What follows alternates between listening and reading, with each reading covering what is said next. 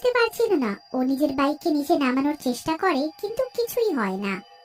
তুমি নিচে যেতে পারবে যদি তুমি এই সব বেলুনগুলো ফাটিয়ে দাও। তারপরে তুমি নিচে চলে যাবে। ফাটাও, ফাটাও। রাজ বেলুনগুলো ফাটাতে লাগে, কিন্তু বেলুন শেষ হয় না। রাজ ক্লান্ত হতে লাগে। তুমি আমাকে কেন বিরক্ত করছো? আমি তোমার কি ক্ষতি করেছি? হ্যাঁ, তুমি তো ঠিক বললে। আমি তোমাকে কেন বিরক্ত করছি? তুমি তো আমার কিছুই ক্ষতি করনি।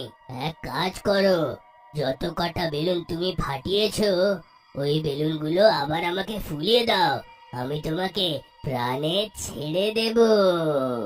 ভুতুড়ে বেলুনওয়ালা রাজকে নিচে ফেলে দেয় আর জোরে হাসতে লাগে। কিছুক্ষণ পর ওখানে পুলিশ আসে, আর তারা রাজকে ছটফট করতে